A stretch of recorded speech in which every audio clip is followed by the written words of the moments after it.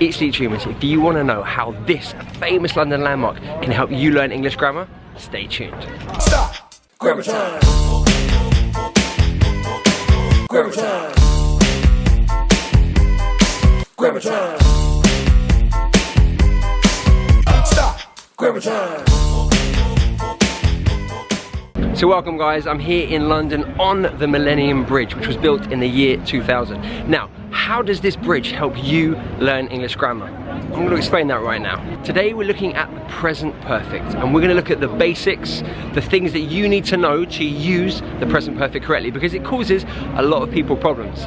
So the main thing we need to know about the present perfect is that it links the past to the present. That's how we use it. That's where the Millennium Bridge comes in. On the north side of the River Thames, we have St. Paul's Cathedral, built in the 1600s, a long time in the past, right? So, St. Paul's Cathedral is the past. Now I'm going to walk on the Millennium Bridge and see what's on the other side.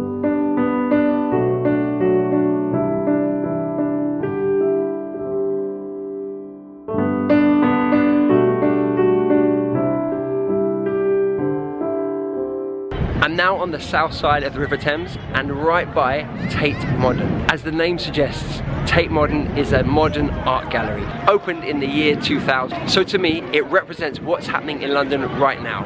St. Paul's Cathedral, that's the past. This is the present. And what links the two? The Millennium Bridge. So you can see why the Millennium Bridge is the present perfect. If the present perfect tense links the past to the present, so does the Millennium Bridge. The past, St. Paul's Cathedral, to the present, Tate Modern. I got that tip from a very wise teacher who I used to work with called Joe Grenier. Genius stuff.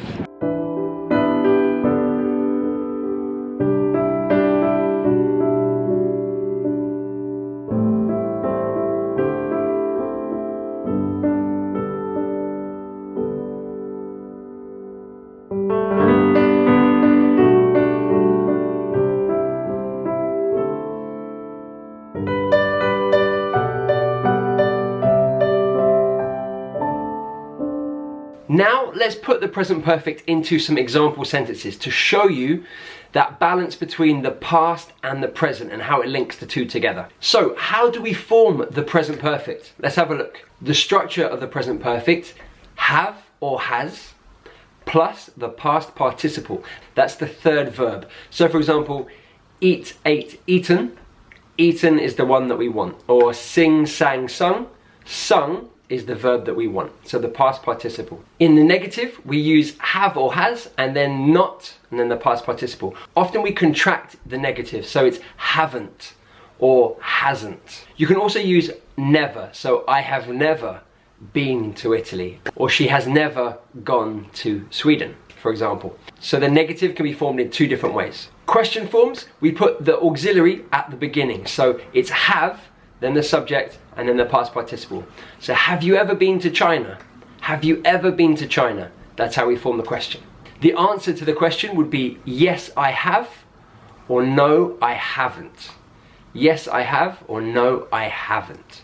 One of the most common uses of the present perfect is to talk about our life experiences and to link the past with the present. So for example, I've lived in Spain, Argentina, and Hong Kong. I've lived in Spain, Argentina, and Hong Kong.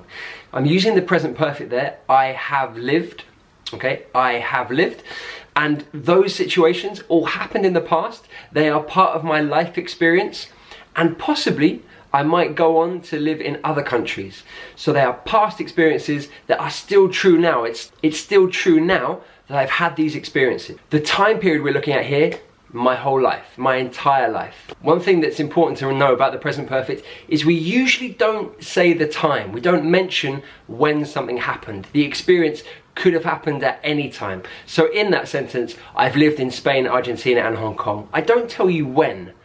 The idea that it's in my life at some point, but that's important to know. Now I'm going to do another lesson on this because I think this is really important for you guys to know and understand, because it covers so many useful topics of conversation. Talking about our life experiences, finding out more information about those, it's really natural. You do it so often in your day-to-day life. And of course there are lots of other ways that we can use the present perfect, and I will be doing more videos related to it. So if you'd like to see another present perfect video about how we use it in different ways, then hit the like button, hit the subscribe button, hit the notification bell, and tell me in the comments below, Tom, I want another present perfect lesson, and I will make one for you. Guys, I hope you enjoyed that lesson. I hope you found it useful, linking the Millennium Bridge to the present perfect, having that visual reminder of what the present perfect is for. When Joe told me about that idea, I loved it straight away, and I have told all my students about it ever since, just to help them to kind of visualize the concept of the present perfect. Alright guys, thank you so much for hanging out with me. Remember, I've got new videos every Tuesday and every Friday helping you take your English to the next level. But until next time, this is Tom, the Chief Dreamer, saying goodbye.